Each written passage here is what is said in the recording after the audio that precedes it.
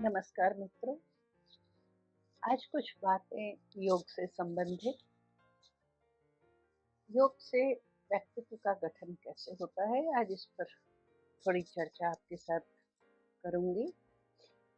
मित्रों, योग और अध्यात्म शब्द सुनते ही संसार से विरत होने का ख्याल घर करने लगता है और उसे बिना जाने समझे हम मान लेते हैं कि योग विद्या सांसारिक मनुष्य के लिए नहीं, जबकि योग की नींव पर दुनिया टिकी है।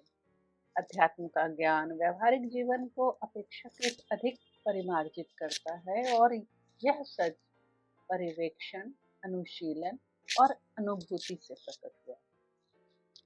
कहते हैं, जहाँ विज्ञान की सीमा समाप्त होती है, अध्यात्म वहाँ से शुरू होता है। किंतु यदि प्राचीन भारतीय परंपरा की ओर ध्यान दें तो अध्यात्म और विज्ञान की शिक्षा साथ साथ दी जाती थी। आर्यभट्ट, वराहमिहिर, नागार्जुन इसके ज्वलंत दृष्टांत। अध्यात्म तक ले जाने का कार्य योग करता है। योग विद्या के 8 चरण क्रमशः पार करने पर हम अध्यात्म की चौखट छूने के योग्य हो जाते हैं। धर्म का लक्ष्य अध्यात्म के लिए पथ निर्माण करना है। अध्यात्म के बिना विज्ञान विकास का संधान दर्शाता है, किंतु परिणति विनाश की रचता है। और मित्रों, आप देखें, वर्तमान युग इसका जीता जागता प्रमाण है। आज विज्ञान ने भौतिकता की अंधी दौड़ में खुद को शामिल कर मनुष्य को अपना गुलाम बना लिया है और अंतर्जाल ने जो मकड़ जाल फैलाया वह अध्यात्म रहित विज्ञान की देन है। ऐसा नहीं है कि अंतर्जाल ने सिर्फ बुरा किया, किंतु मनुष्य उस मकड़ जाल में खुद को इस तरह कैद करता चला गया, तो वह समझ ही नहीं पा रहा है कि वह कहाँ जा रहा है। वह भाग रहा है, बस भाग रहा है। ना शांति है, ना संतुष्टि। आधुनिक विज्ञान तमाम सुख साधन के ढेर पर मनुष्य को खड़ा कर कह रहा है, देखो देखो अपनी उपलब्धि। बस मित्रों, यहाँ रुककर सोचने की जरूरत है कि क्या वाकई आत्म उपलब्धि सहज हो पाई है या वह खोती चली गई। हम देह को आत्म मानकर उसके आराम की चीजें जुटाने में इस कदर जुट गए कि अपने आप को ही भूल चले, अपनी असीम ऊर्जा को भूल चले कि मानव और प्रकृति का नाता अटूट है। व्यक्ति जब धर्म, जाति, लिंग भेद से ऊपर उठकर अपने मैं को विचारता है, तब वह अपने भीतर एक प्रकाश पाता है। उस प्रकाश के सहारे जब वह ब्रह्मांड की ओर दृष्टिपात करता है, उस ओर देखता है, तो यह मानने पर विवश होता है कि कोई अदृश्य शक्ति है। हाँ मित्रों, कोई अदृश्य शक्ति है जो सबको चलायमान किए है, जो जड़ में भी चेतन का प्रवाह करती है। वह उस अपरा शक्ति को ईश्वर, खुदा, गॉड, किन किन नामों से भी पुकारते। आत्म को परमात्मा से जोड़ना ही अध्यात्म है और इस प्रक्रिया को योग के द्वारा संपन्न किया जाता है।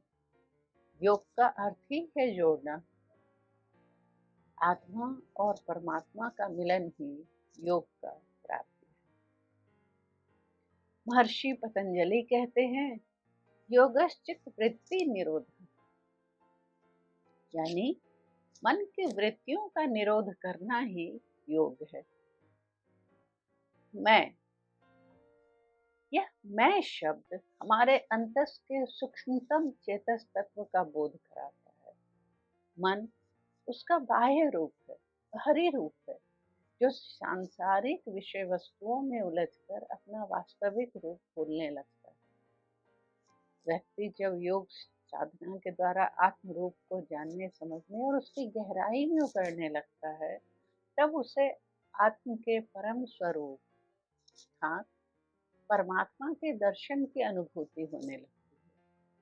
यह अनुभूति इतनी दिव्य, इतनी अनूठी होती है कि साधक की स्थिति गूंगे के गुड़ के समान हो जाती है। साधक का यह अर्थ कतई नहीं कि वह कोई गृह त्यागी सन्यासी हो। बुद्ध ने निर्वाण प्राप्ति के बाद भी अपना जीवन समाज की दुरावस्था को दूर करने में लगाया और पतंजलि के अष्टांग योग के दर्शन से भारतीय समाज को जोड़ा। स्वामी रामकृष्ण परमहंस जी को देखें। स्वामी रामकृष्ण परमहंस ने अध्यात्म बल पर संसार की भलाई के लिए कुछ शिष्यों को योग में तपाकर इस योग्य बनाया। इसी तरह महर्षि दयानंद, संत तिरुवल्लुवर, नामदेव, तुकाराम, कबीर सब इसी पथ के पथिक थे। इनमें से किसी ने संसार के प्रति अपने कर्तव्यों से मुंह नहीं मोड़ा, बल्कि जन जागरण के कार्य करते रहे। उन्होंने आत्मगुणों को जाना, समझा और भौतिकता से संबद्ध मनोविकारों से दूर हो गए। स्वामी विवेकानंद और उनके बाद महात्मा गांधी ने आत्मदर्शन करके प्रत्येक जीव में परमात्मा की अनुभूति की और प्रत्येक प्राणी से प्रेम का संदेश सुनने और सुनाने।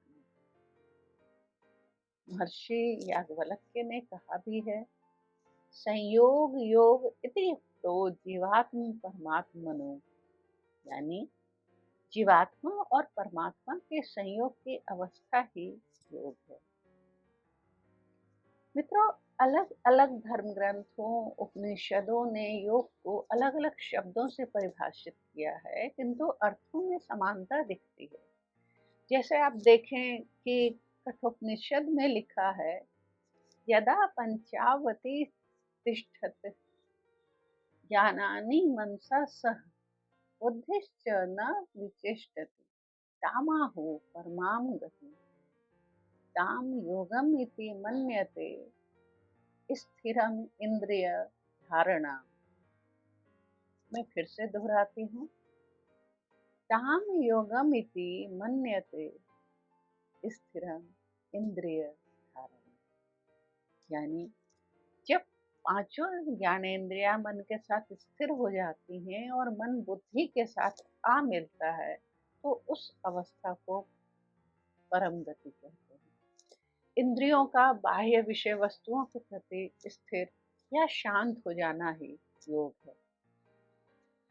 श्रीमद् भगवत गीता में श्री कृष्ण ने अर्जुन को उपदेश देते हुए कहा था, योगस्थ कुरु कर्मणि संगम त्यक्त्वा धनंजय सिद्धय असिद्धयो समो भूत्वा समत्वम योग उच्यते। हे धनंजय, तू आसक्ति का त्याग करके समता भाव से कार्य सिद्ध कर। सिद्धि और असिद्धि में समता भाव से कार्य करना ही योग है। सुख दुख, जय पराजय, शीत उष्ण आदि द्वंद्वों में समभाव रखना और एक रस रहना ही योग है। श्री कृष्ण यह भी कहते हैं, बुद्धि युक्तो जहाति उभे सुकृत दुष्कृते तस्मात् योग युजस्व योग कर्म सुकौशलम, यानी अनासक्त भाव से किए गए कर्म को ही योग कहते हैं।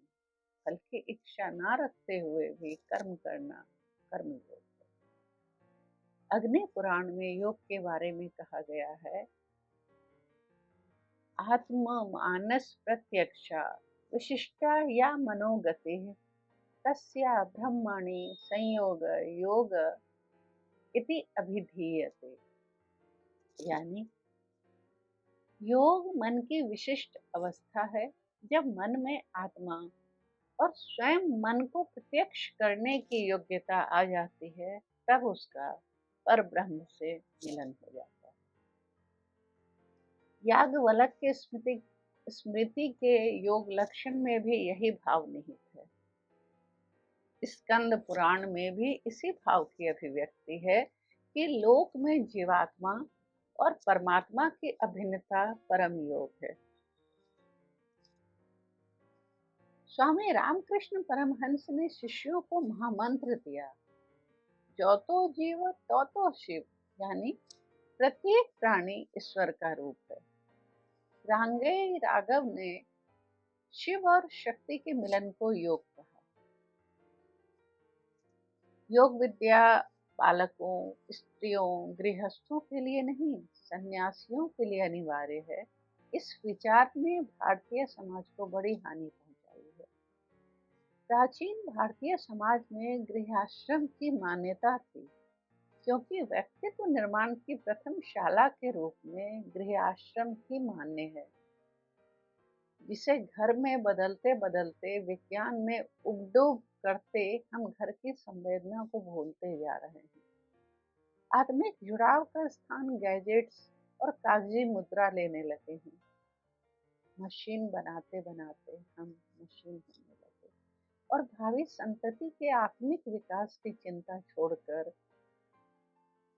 उसके लिए दैहिक और भौतिक सुख संसाधनों की आपूर्ति अपना कर्तव्य समझने लगे। राष्ट्रपिता गांधी ने योग के इसी विखंडन के दुष्परिणाम से बार बार बचने के संकेत दिए हैं। बापू ने अपने जीवन में सत्य की खोज करने के क्रम में योग के सभी सोपानों की अनिवार्यता स्वीकारी और उसे अपने जीवन में उतारकर प्रमाण दिया कि योग और अध्यात्म ऐसे व्यक्तित्व का गठन करता है जो मानवता के लिए कार्य करे और प्राणी मात्र में ईश्वर का दर्शन करे। यही अध्यात्म है। इस भाव भूमि पर पहुंचने के बाद व्यक्ति वर्ण, वर्ग, जाति, धर्म, लिंग के भेद से ऊपर उठ जाता है और ईश्वर के साथ एकात्म स्थापित कर लेता है। महर्षि पतंजलि द्वारा निर्देशित अष्टांग योग के चरण यम यानी बुरे कर्मों का त्याग, नियम यानी सर्वहितकारी कार्य करना, आसन यानी शरीर की रोग निरोधक क्षमता का विकास और किसी मुद्रा में टिके रहने का अभ्यास करना, प्राणायाम यानी कि सांसों पर नियंत्रण और शरीर में ऑक्सीजन की अधिक मात्रा पहुंचाने की प्रक्रिया, प्रत्याहार यानी कि स्वयं को दोष मुक्त और मनोविकार मुक्त बनाने की प्रक्रिया, धारणा यानी चित्त को आत्म रूप में ईश्वर में लगाने की प्रक्रिया, ध्यान यानी ईश्वर में एकाग्रचित्त होना और समाधि यानी कि देह में होते हुए भी विदेह होने की प्रक्रिया। आत्मा देह त्याग कर ईश्वर के साथ संयोग करती है। यह परम ज्ञान की अवस्था है। इस अवस्था में जगत की असारता का यानी उसकी व्यर्थता का पूर्ण ज्ञान प्राप्त हो जाता है। समाधि से लौटा व्यक्ति दैहिक जीवन का उपयोग संसार को दुखों से मुक्ति दिलाने के लिए करता है। बुद्ध ने भी यही किया, स्वामी विवेकानंद ने भी यही किया। गांधी को समाधि की अवस्था तक जाने का अवकाश न था, किंतु संसार की असारता का ज्ञान उन्होंने पहले ही पा लिया और इसलिए पूरे विश्व को मानवता का संदेश सुनाते रहे। इनमें से कोई भी अकर्मण्य नहीं था। सबने समाज के लिए बहुत बहुत काम किए। इन सबने स्वीकारा कि यम के अंतर्गत मान्य पांचों व्यवहार सत्य, अहिंसा, अस्तेय यानी कि चोरी या दूसरों की वस्तु लेने की इच्छा न करना, ब्रह्मचर्य और अपरिग्रह यानी धन का संचय न करना, तथा नियम के अंतर्गत मान्य पांचों व्यवहार। नियम के अंतर्गत मान्य पांचों व्यवहार में आते हैं शौच यानी तन, मन तथा धन की शुद्धता बनाए रखना, संतोष यानी अपनी योग्यता और शक्ति के अनुरूप प्राप्य से संतुष्टि महसूस करना, अनुभव करना, स्वाध्याय यानी भौतिक एवं आध्यात्मिक विद्या का अध्ययन, एवं ईश्वर प्राणिधान। ईश्वर प्राणिधान यानी ईश्वर के प्रति पूर्ण समर्पण या कि ईश्वरीय आनंद की प्राप्ति।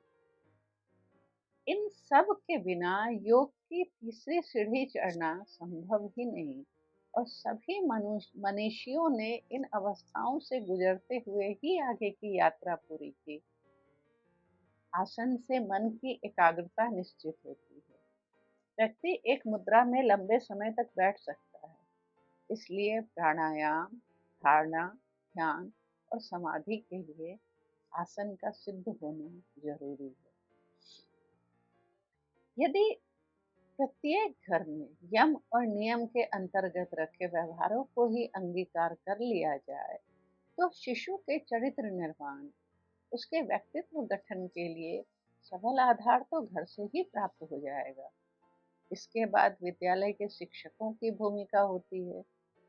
यदि योग की सही जानकारी उन्हें हो और पाठ्यक्रम में नैतिक गुणों के विकास से संबद्ध विषयों का समावेश किया जाए, तो बालक या बालिका अध्यात्म की छत्र छाया में विकसित होते हुए सुगठित समाज और राष्ट्र का निर्माण करेंगे। आप ध्यान दें, प्राचीन भारत आध्यात्मिक बल पर टिका था। हमारे पूर्वज वर्षों आत्मज्ञान की प्राप्ति में देह को तपाते रहे। यम नियम सहज रूप में उनके जीवन में शामिल था। ज्यों-ज्यों वे योग की सीढ़ियां चढ़ते गए, सामाजिक भेदभाव के दोषों से अवगत होते गए और अंततः प्रत्येक प्राणी में ईश्वर का दर्शन कर उन्होंने संसार को अभेद की, अद्वैत की और भौतिक रूप में समता की बात बताई और भेदभाव मिटाने पर जोर दिया। यदि कोई साधु सन्यासी किसी भी मानव से जाति, धर्म, वर्ण को लेकर भेद बरतता है, तो इसका सीधा मतलब है कि उसने योग की आरंभिक सीढ़ियां भी नहीं चढ़ी। योग तन के वस्त्र को नहीं, मन के स्वरूप को बदलता है, बहिर्मन को आत्मोन्मुख करता है और आत्म परिचय के बाद परमात्मा से मिलाने का कार्य करता है। योग विद्या ही वह विद्या है जो अज्ञानता दूर कर सच्चे ज्ञान से स्वच्छ और उन्नत व्यक्तित्व का निर्माण और विकास करता है। उन्नत व्यक्तित्व ही उन्नत राष्ट्र की परिकल्पना कर सकता है। बुद्ध से लेकर स्वामी विवेकानंद, स्वामी दयानंद, स्वामी सहजानंद, महात्मा गांधी आदि जितने भी कर्मशील व्यक्ति हुए, सब सबके जीवन ने इस तथ्य की पुष्टि की है कि योग संसार से विमुख नहीं करता, बल्कि सांसारिक प्रलोभनों से दूर कर व्यक्ति को पारदर्शी बनाता है और मनोविकारों से दूर व्यक्ति आत्मानंद की अवस्था में रहता हुआ औरों के जीवन के उत्थान में रत रहता है। विश्व स्वास्थ्य संगठन ने यह स्वीकारा कि योग एक सुव्यवस्थित वैज्ञानिक जीवन शैली है, जिसे अपनाकर प्राण घातक व्याधियों से बचा जा सकता है। यम नियम यहाँ जीवन मूल्यों को ऊंचाई देते हैं, वहीं आसन और प्राणायाम द्वारा हम मन और श्वास पर नियंत्रण की क्षमता विकसित कर लेते हैं। स्थिर मन किसी भी विषय में एकाग्र हो सकता है और एकाग्रता सफलता की कुंजी है। खिलाड़ी हो या वैज्ञानिक, अपने अपने क्षेत्र में उनका लक्ष्य पर ध्यान केंद्रित करना ही उन्हें सफल बनाता है। प्राणायाम से शरीर की प्रतिरोधक क्षमता तो बढ़ती ही है। मन आत्म की गहराई में उतरने लगता है, तो धीरे धीरे आत्मगुणों जैसे कि प्रेम, खुशी, शांति, शक्ति, दिव्यता, सुख, ज्ञान और आनंद की पुनः प्राप्ति कर लेता है। आत्म गुणों की आभा व्यक्ति के चारों ओर दिव्य आभा मंडल सृजित करती है। ऐसा व्यक्ति सकारात्मक ऊर्जा से भरा आसपास के वातावरण को भी सकारात्मकता ही प्रदान करता है। शैक्षिक संस्थानों में योगाचार से प्रत्येक उम्र के छात्राओं को दिशा मिलती है। वे मानसिक तनाव से मुक्त होते हैं, युवा अवसाद से उबरते हैं और नैतिक पतन से बचते हैं। योग के प्रत्येक चरण व्यवहारिक जीवन को बेहतर बनाने की दिशा में है। गांधी ने योग के प्रत्येक चरण को समझा, यम नियम को जीवन में उतारा और आश्रम में तथा अपने प्रत्येक कार्यस्थल पर इसे अमल में लाने की कोशिश की। स्वामी विवेकानंद और स्वामी पुरुषोत्तमानंद ने युवाओं को जीवन में एकाग्रता का महत्व समझाया। योग विद्या हमें हमारे होने का मतलब समझाती और सिखाती है। योग के अभ्यास से व्यक्ति अपने भीतर बदलाव महसूस करने लगता है। उसकी सोच में सकारात्मकता आती है और उसके बिगड़े संबंधों में सुधार आता है और संबंध गहरे और स्वार्थ रहित होते हैं। निश्चित तौर पर सत्य, अहिंसा, अस्तेय, ब्रह्मचर्य, अपरिग्रह, शौच, संतोष, स्वाध्याय, तप व ईश्वर के प्रति समर्पण से व्यक्ति सुसंस्कारित होगा और यही संस्कार समाज व राष्ट्र को सौंपेगा। बुद्ध ने ज्ञान प्राप्ति के बाद 4 आर्य सत्य बतलाए। दुख, उन्होंने कहा संसार में दुख है। कारण, दुख के कारण है। निवारण, कारण है तो उसके निवारण भी है। और योग मार्ग, अब निवारण के लिए उन्होंने अष्टांग मार्ग दिखाया।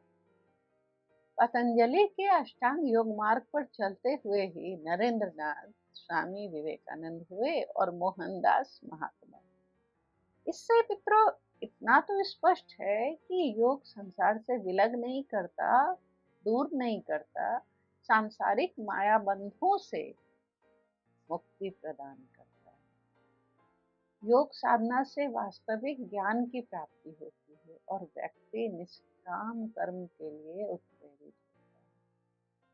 स्वामी विवेकानंद ने इस बात पर बार बार बल दिया है कि सन्यासी हो जाने का अर्थ संसार के प्रति अपने कर्तव्यों से भागना नहीं है, बल्कि निस्वार्थ भाव से अपेक्षाकृत अधिक कर्म करना है।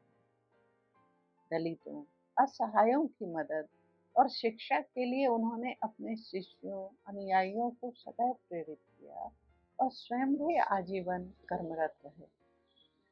बुद्ध ने शिष्य आनंद के निवेदन और अपनी मौसी गौतमी के आग्रह पर 500 अशिक्षित विधवाओं को न सिर्फ आश्रय दिया, बल्कि उन्हें शिक्षित कर ज्ञान के उपदेश के योग्य सम्मानित बनाया। और आप सब जानते हैं कि थेरी गाथा इसका प्रमाण है। एक कहावत है, मन पर लगाम लग गया तो समझो सब कुछ पाना संभव है, और यह लगाम योग द्वारा ही कसी जाती है। मन की चंचलता और एकाग्रता पर अर्जुन और कृष्ण के बीच संवाद ध्यान देने योग्य है। अर्जुन कहते हैं, हे कृष्ण, यह मन अत्यंत चंचल और बलवान है। इसे नियंत्रण में रखना वायु को वश में करने के समान है। अब कैसे मन को वश में किया जा सकता है? कृष्ण कहते हैं, अर्जुन, तुम जो कह रहे हो वह सत्य है। इसे नियंत्रण में रखना सरल नहीं है, तथापि यह भी सत्य है कि ऐसा चंचल मन भी नियमित अभ्यास और वैराग्य द्वारा वश में लाया जा सकता है। यानी यदि मन नियंत्रण में आ गया तो व्यक्ति महान उपलब्धियां हासिल कर सकता है, और सांसारिक व्यक्ति यही तो चाहता है। ऋषि मुनियों की पहली उपलब्धि थी कि निरंतर अभ्यास के द्वारा उन्होंने अपने मन को नियंत्रित और संतुलित कर लिया था, जिससे उनमें योग के रहस्यों को उद्घाटित करने की क्षमता आ जाती थी और वे दिव्य ज्ञान के अधिकारी हो जाते थे। स्वामी विवेकानंद एकाग्र मन को सर्च लाइट कहते थे।